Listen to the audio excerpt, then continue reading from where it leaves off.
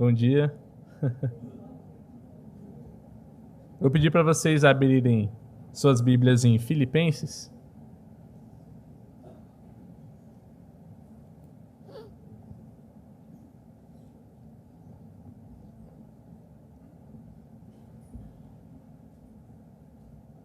Filipenses, capítulo 2.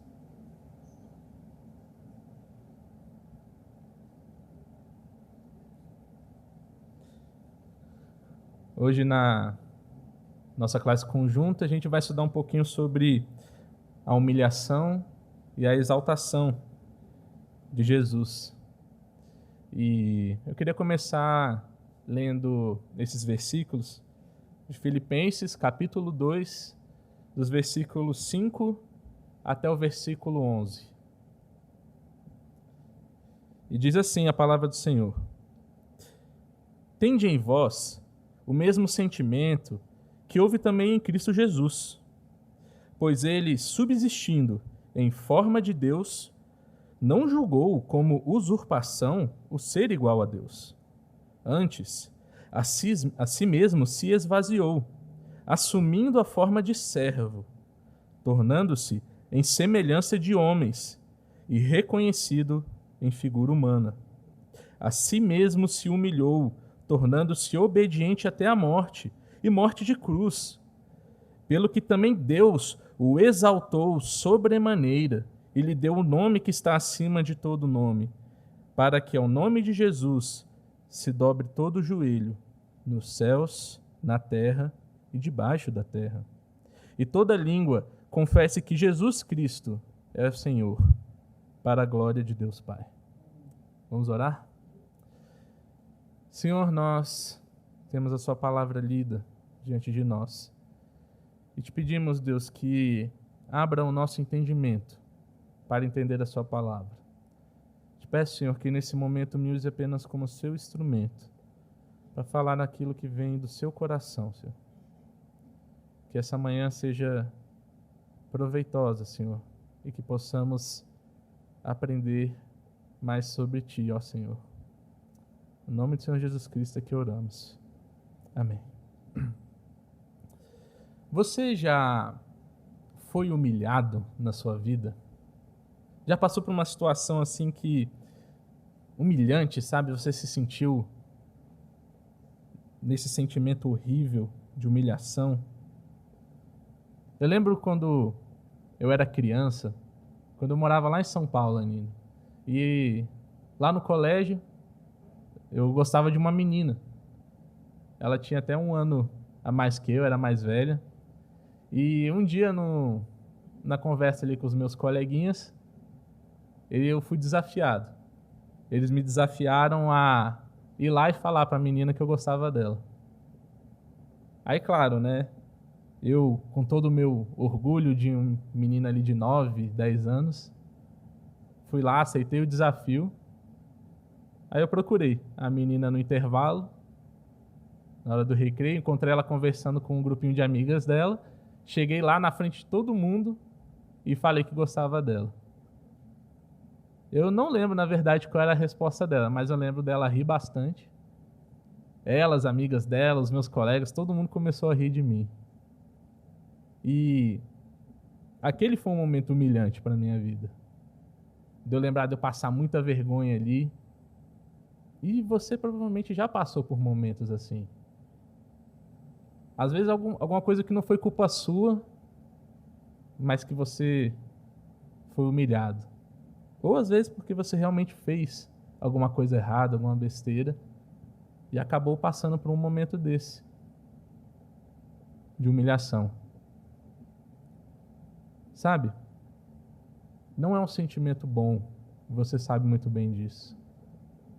Mas em contraste com isso, existe também aqueles momentos de exaltação, não é? Aquele momento alegre, aqueles poucos momentos da vida que te deixam cheio de felicidade e alegria. Sei, talvez aqueles que conseguiram passar no concurso público tão sonhado, tão esperado, conseguiram formar naquele curso que há tanto tempo estavam tentando.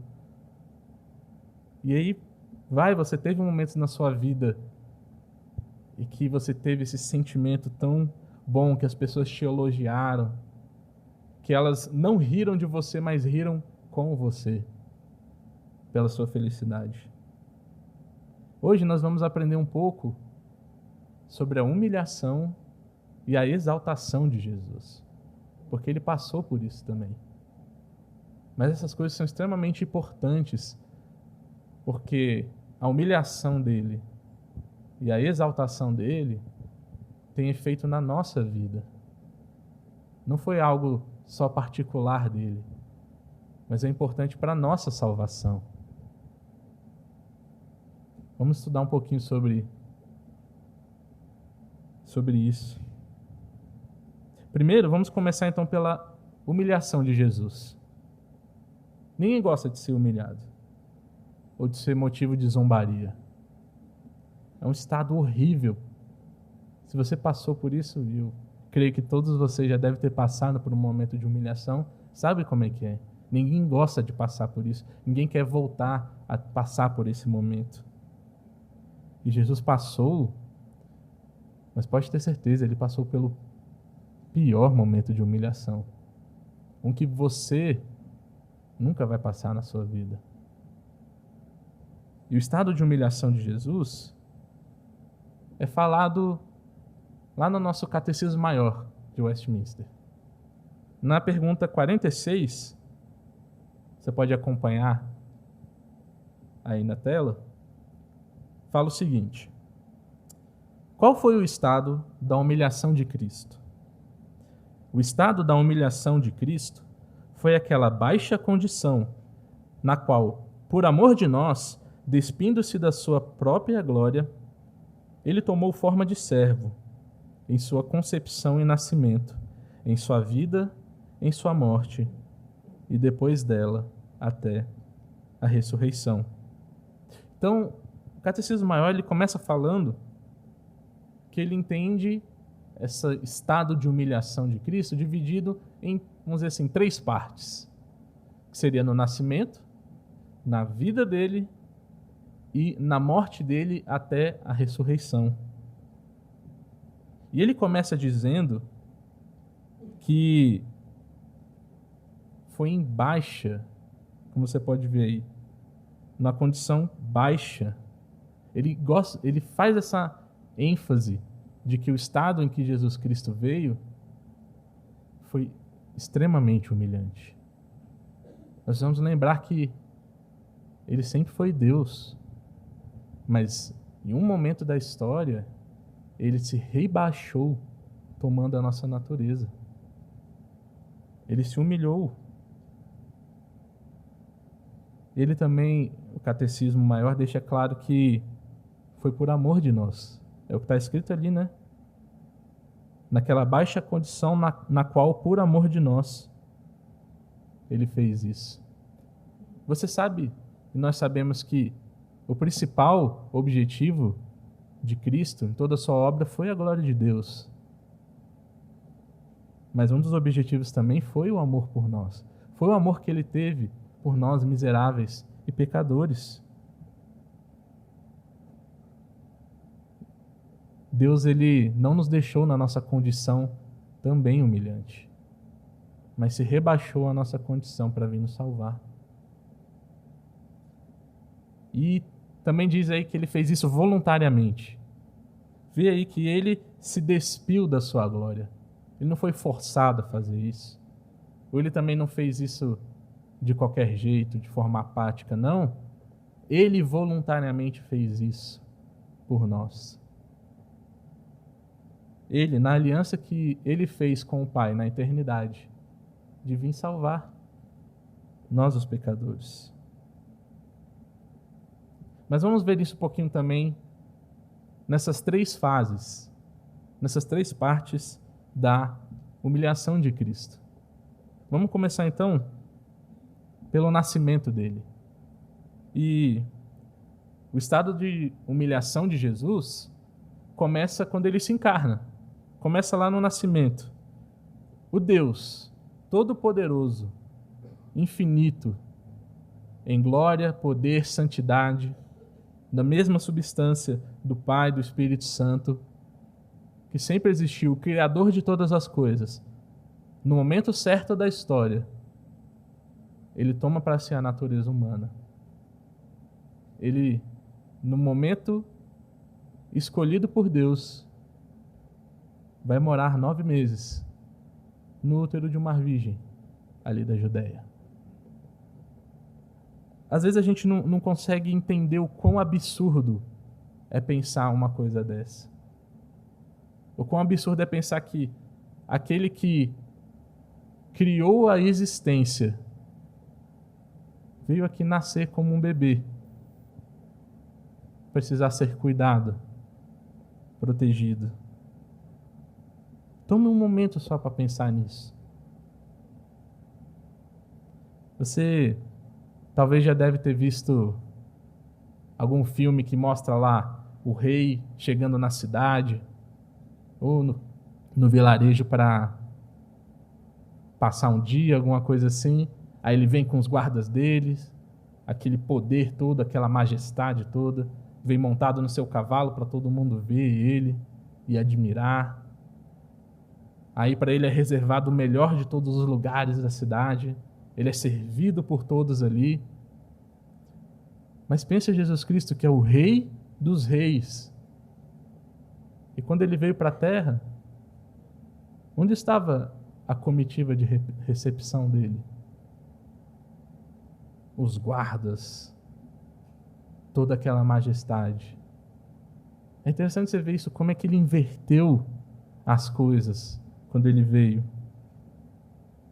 Ele que é dono de tudo que todos os reis possuem.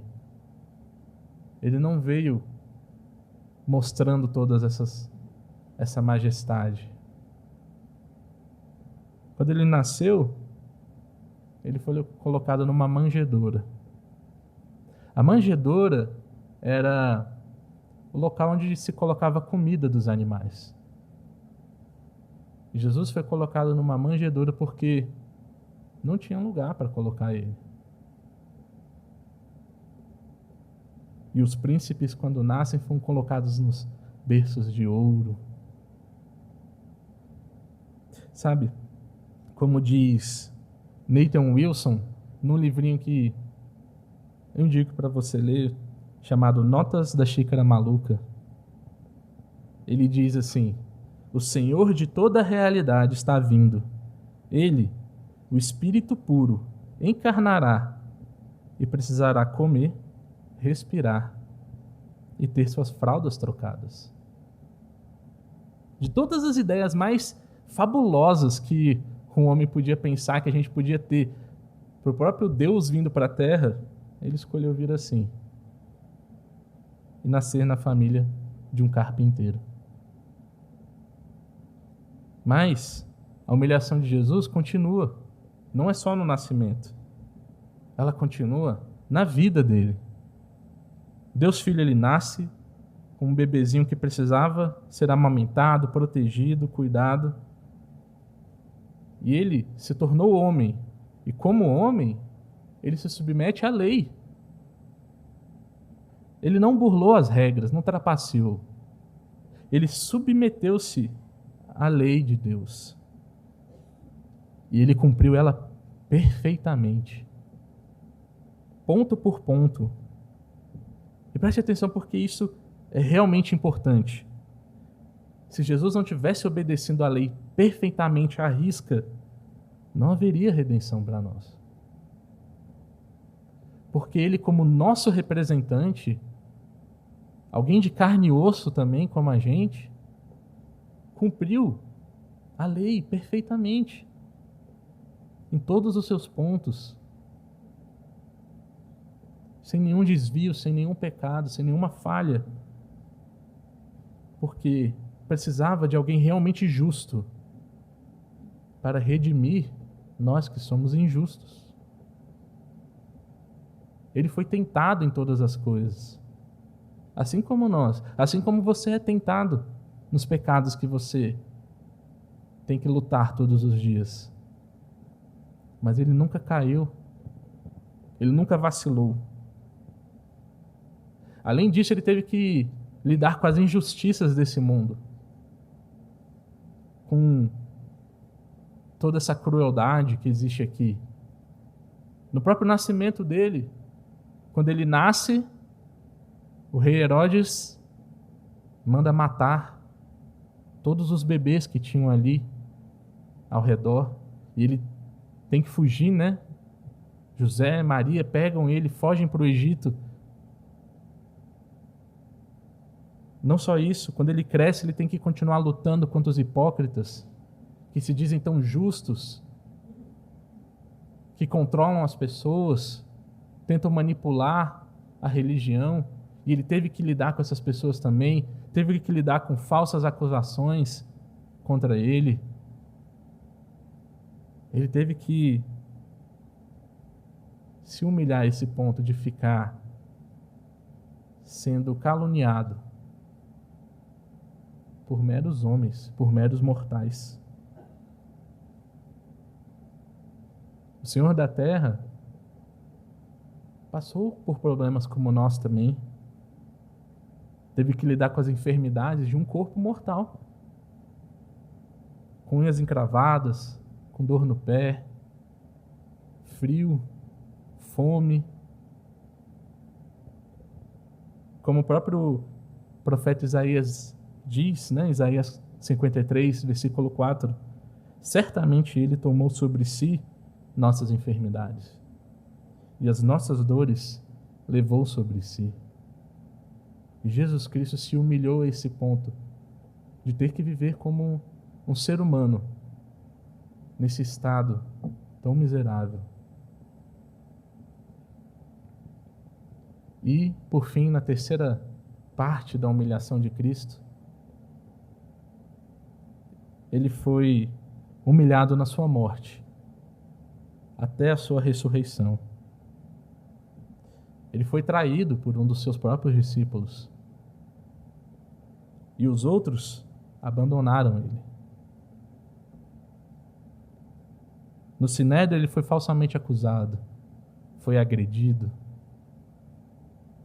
As pessoas zombaram dele, riram dele. Ele teve que passar pela humilhação de carregar a sua própria cruz, onde ele seria pendurado e exposto. Ele teve que passar por uma morte que era destinada aos piores criminosos que existiam. A morte da cruz era justamente feita para os piores tipos de criminosos, para que eles ficassem pendurados e expostos, para que as pessoas vissem aquilo e tivessem medo de cometer os crimes, para que elas vissem aquele sofrimento, aquela agonia. Era uma forma que eles tinham de fazer eles servirem de exemplo. E o rei da terra foi exposto lá como um tipo de criminoso, no ápice da sua humilhação. E talvez essa nem tenha sido a pior de todas, mas esse sofrimento, essa humilhação, esse terror, talvez nem cheguem perto da pior humilhação, que é ter que sofrer a ira de Deus. Aquela que estava destinada para você, para mim, que nós deveríamos beber. Foi Ele quem bebeu. Ele não deixou nenhuma gota para trás. Ele bebeu e satisfez toda a ira de Deus naquela cruz, naquele estado humilhante em que ele estava. E o Filho do Homem foi morto, foi sepultado, e permaneceu ali sepultado até o terceiro dia. O Rei dos Reis, morto como um criminoso, e permanecendo sob o poder da morte até o terceiro dia. E a primeira coisa, meus irmãos, que eu creio que nós podemos aprender com a humilhação de Cristo é que essa história não tem como ter sido inventada por meros humanos. Pensa um pouquinho. Pensa se nós humanos fôssemos inventar uma história de que o Deus encarnou e veio aqui para a Terra. Você já deve ter ouvido isso de outras religiões pagãs, quando eles falam de semideuses, de deuses andando na Terra sempre poderosos, humilhando as outras pessoas. Não tem como essa história ter sido inventada, meus irmãos.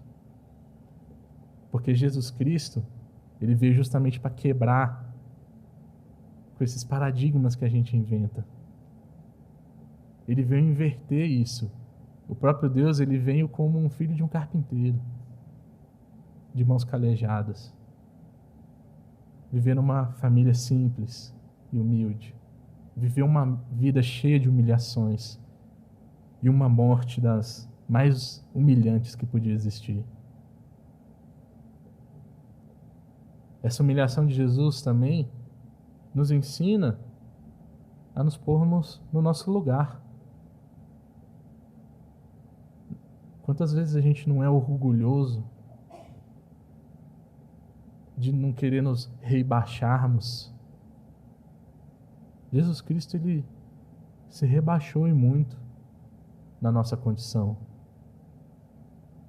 Versículo 7, do capítulo 2 aí de Filipenses diz que ele se esvaziou e assumiu a forma de servo. E quem nós pensamos que somos diante de Jesus Cristo? Se Deus se humilhou, você não consegue se humilhar um pouco?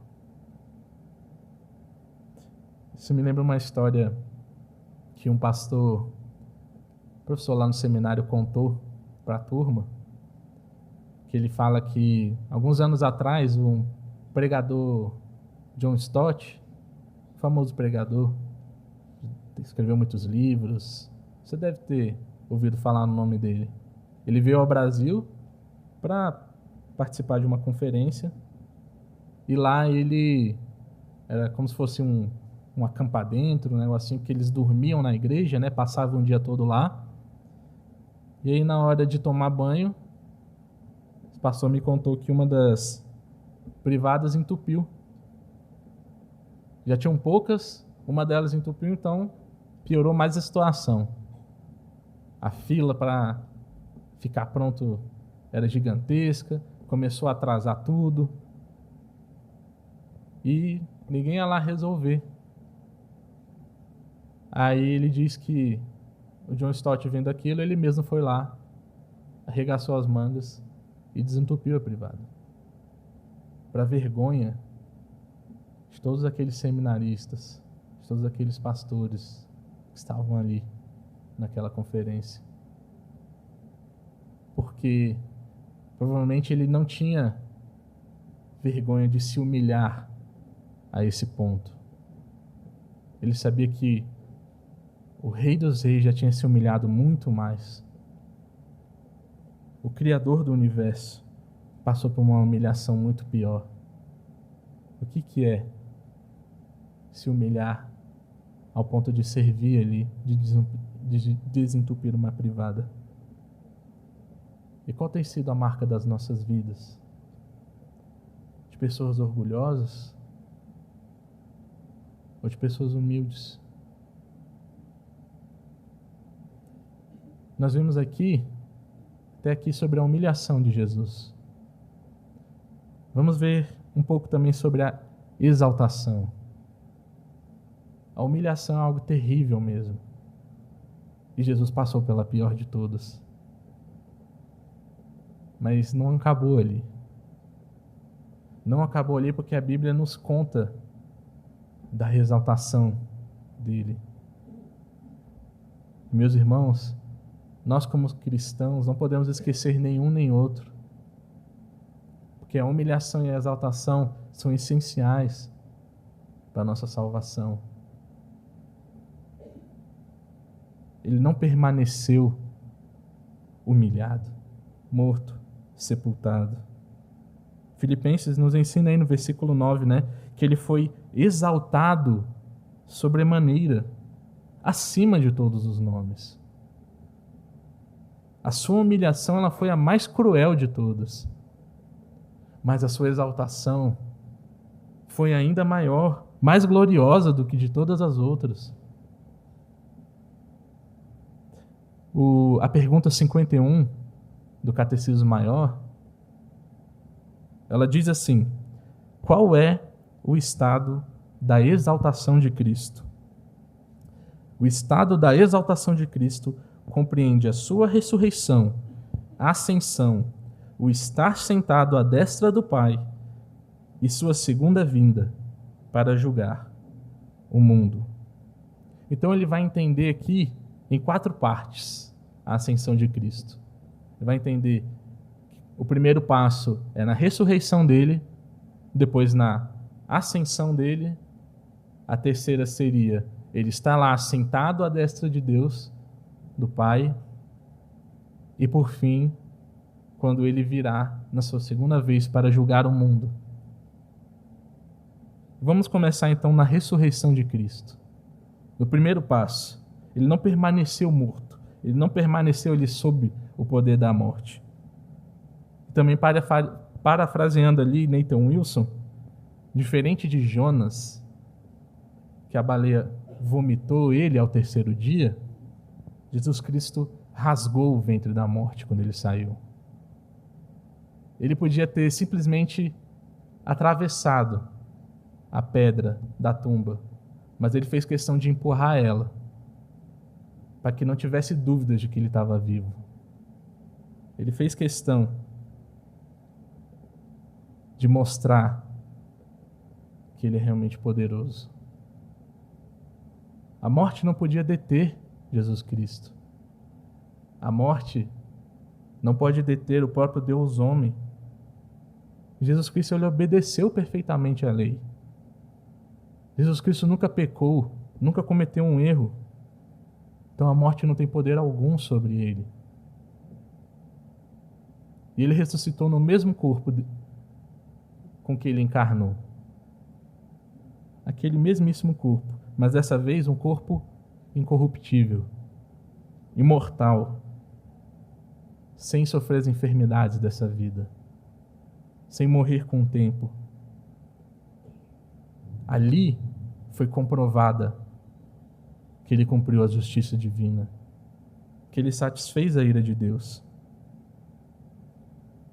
Porque por meio de Adão veio a morte, mas por meio da ressurreição de Cristo veio a vida, para todos nós que cremos em Jesus Cristo. É por causa da ressurreição dele que podemos ter sim esperança na nossa fé em Jesus Cristo. Porque ele cumpriu a sua obra perfeitamente. Mas não acabou ali a exaltação dele. Foi só o primeiro passo, só o comecinho. Logo em seguida, a exaltação de Jesus Cristo continua na sua ascensão aos céus. Ele passa ali alguns dias aparecendo aos discípulos. Ele anda com os apóstolos na praia. Ele come peixe com eles. Caminhou com 2 dos discípulos na estrada de Emaús, para Emaús. E ao fim de 40 dias, ele reúne os seus apóstolos, os seus discípulos, e os envia a pregar o Evangelho. Mateus 28:18 diz que ele se aproxima e diz: toda a autoridade me foi dada nos céus e na terra. E é por isso que nós podemos pregar o Evangelho, meus irmãos. A exaltação de Cristo e ele ter toda essa autoridade, todo o poder, é a base para nós pregarmos o Evangelho. Porque é ele quem é dono de tudo, de todos. E ele sobe aos céus. E eu queria que você abrisse no Salmo 24.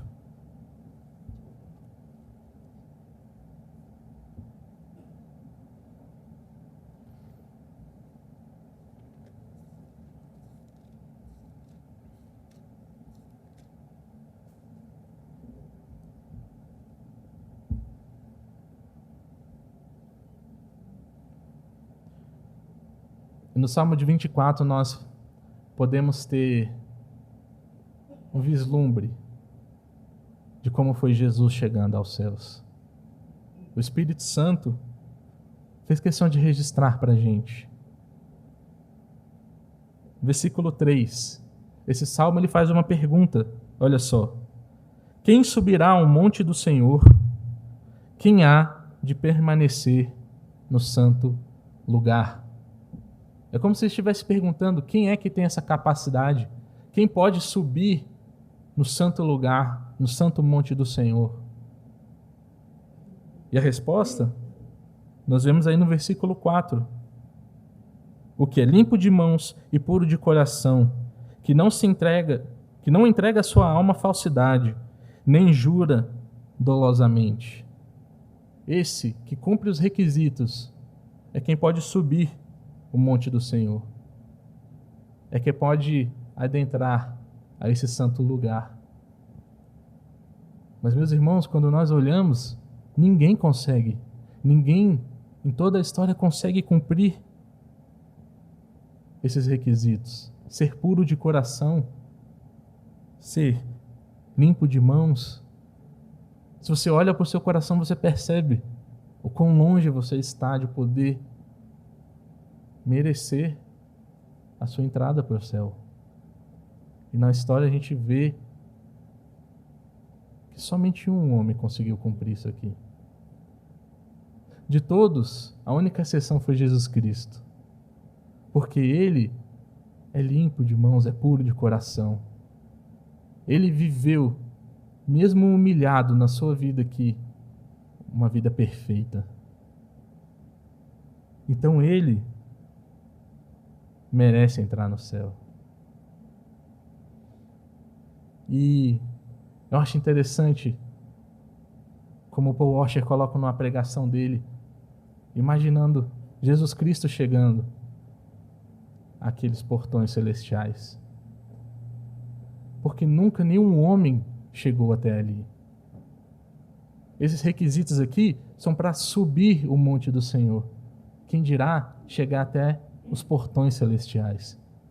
E pela primeira vez na história um homem chega ali. Porque lembre-se, meus irmãos, Jesus, ele é Deus e homem agora. Ele foi Deus eternamente, mas um dia ele assumiu a natureza humana e até hoje ele é Deus e homem. Então ele chega lá agora sim como um homem diante dos portões. E ele clama no versículo 7. Jesus Cristo diz: levantai, ó portas, as vossas cabeças. Levantai-vos, ó portais eternos, para que entre o Rei da Glória. Então os guardas celestiais olham aquele homem e eles fazem essa pergunta que está no versículo 8. Quem é o Rei da Glória? E Jesus Cristo responde, ainda no versículo 8. O Senhor forte e poderoso, o Senhor poderoso nas batalhas. Levantai, ó portas, as vossas cabeças, levantai-vos, ó portais eternos, para que entre o Rei da Glória. Esse é Jesus Cristo chegando nos céus agora como homem, depois de ter subido, depois de ter cumprido toda a sua obra, passado pela humilhação, agora sendo exaltado diante de todo o reino celestial. Ele entra por aqueles portais, ele se assenta ao trono, ele vai até a sala do trono e se assenta à destra do Pai. Isso é importante, meus irmãos, porque se sentar à destra era o título de honra mais importante. Você sentar à destra do rei significava que você tinha comando sobre todo aquele reino, assim como o rei tem. Que de todos ali, você era o mais exaltado, superior. E esse é Jesus Cristo. E o importante aqui, meus irmãos, é entender que ele está sentado lá agora como um homem. Ele sempre foi Deus, ele sempre esteve assentado ali. Mas agora ele chega lá como Deus homem. Alguém de carne e osso como você, como eu. Alguém que representa a gente. E ele está assentado lá, à destra de Deus, como Deus homem, nosso irmão. E ele intercede por nós. E essa é a terceira parte da sua exaltação. Ele está lá, ele permanece até hoje, assentado à destra de Deus, governando. E ali, ele intercede por nós, junto ao Pai. É Ele quem faz a mediação entre nós e o Pai. Por isso que nós, quando nós oramos em nome de Jesus. Nós não oramos em nome de nenhum santo, ou oramos em nome de Maria, porque esses não podem fazer nada por nós. É só aquele que está sentado à direita do Pai que pode interceder por nós. É só Ele que tem poder para isso. Para interceder quando pedimos perdão pelos nossos pecados.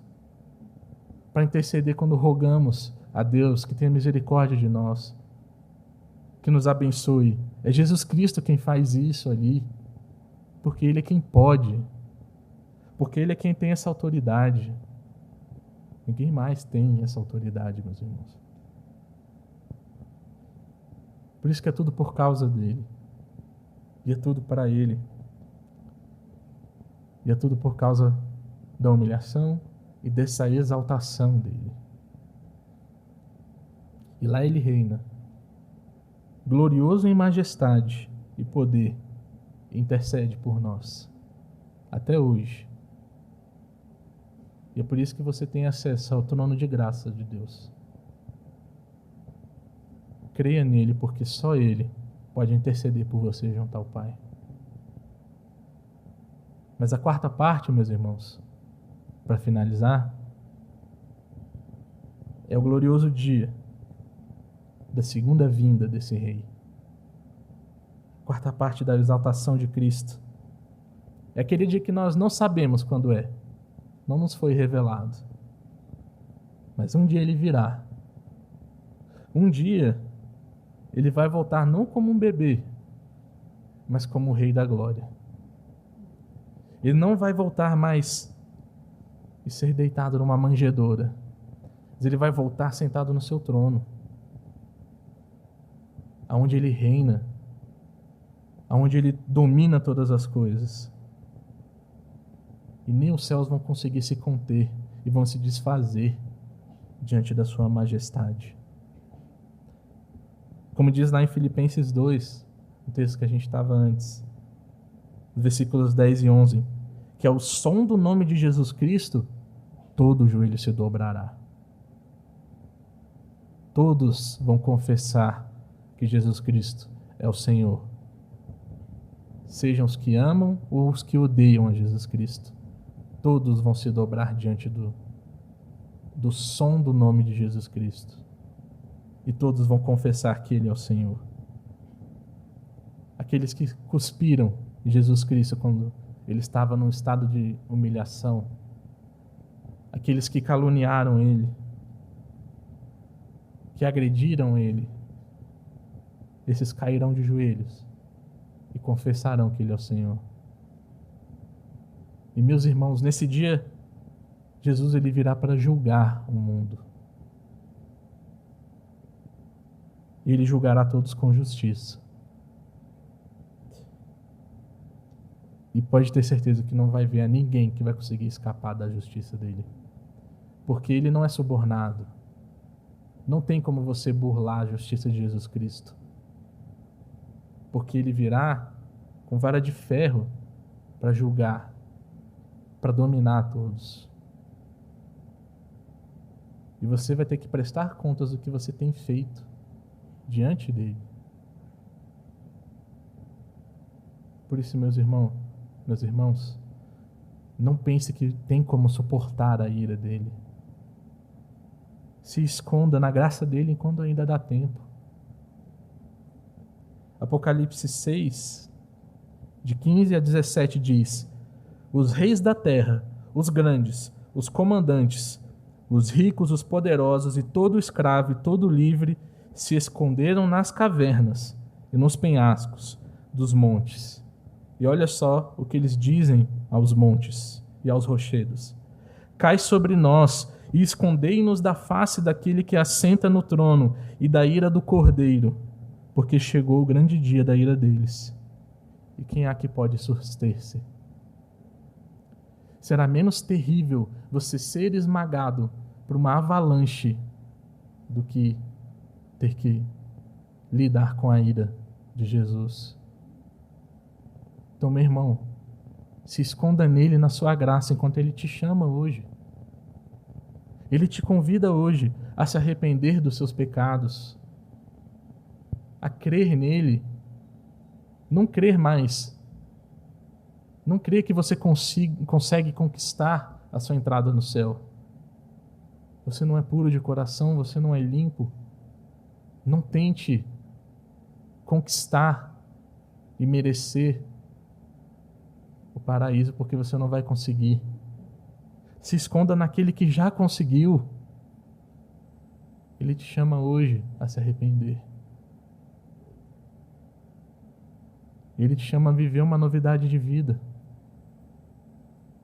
Romanos 6,4 diz lá que fomos, pois, sepultados com ele na sua morte pelo batismo, para que, como Cristo foi ressuscitado dentre os mortos, pela glória do Pai, assim também andemos nós em novidade de vida.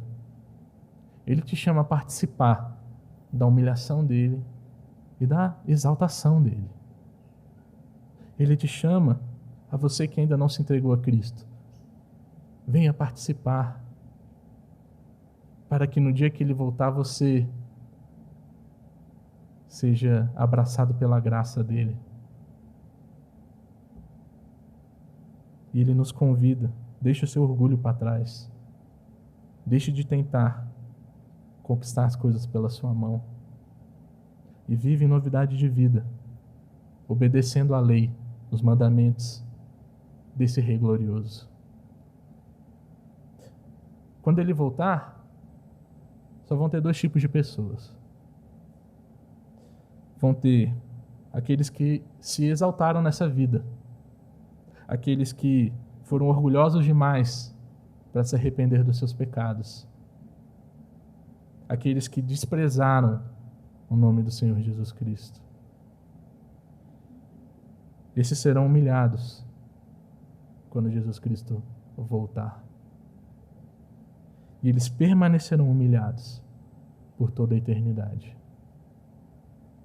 queimando na ira de Deus. E existirão os outros, aqueles que foram alcançados pela graça do Cordeiro, aqueles que se humilharam nessa vida e que foram humilhados pelo nome do Senhor Jesus Cristo, que se arrependeram dos seus pecados, que creram no nome do Senhor Jesus Cristo. Esses serão exaltados junto com o Cordeiro quando ele voltar. Ambos estarão de joelhos. Ambos confessarão que ele é o Senhor. Mas aqueles que creram no nome do Senhor serão exaltados por ele ali e passarão a eternidade exaltando o Senhor Jesus Cristo, o Rei da Glória. Então tome sua decisão hoje, de qual lado você vai estar. Vamos orar? Senhor, nós te agradecemos, Deus, porque o Senhor se esvaziou. O Senhor que sempre foi o Rei da Glória, um dia veio voluntariamente, se rebaixou à nossa condição como um servo e foi obediente até a morte. Ó Deus, é só pela sua humilhação e pela sua exaltação que nós podemos ter salvação. Por isso te pedimos, Senhor, que nos ensine, Senhor, a ser humildes como o Senhor é. Nos ensine, Senhor, a nos humilharmos aqui, Senhor, a deixarmos o nosso orgulho, o nosso pecado. Ó Deus, e nos encha, Senhor, com o amor, Senhor, com o amor pela sua exaltação. Porque hoje o Senhor está assentado à destra de Deus. O Senhor é o Rei da Glória que entrou por aqueles portões. E o Senhor não entrou pela graça, porque o Senhor entrou pelos seus méritos. Nós te pedimos, Deus, que tenha misericórdia de nós. Somos miseráveis, de coração sujo, de uma vida impura. Te pedimos, Deus, que nos torne puros como o Senhor é puro. Que nos santifique, Senhor, que nos dê um coração novo, que ama te obedecer e que ama te exaltar, Senhor. É assim que nós oramos. Em nome do Senhor Jesus Cristo. Amém.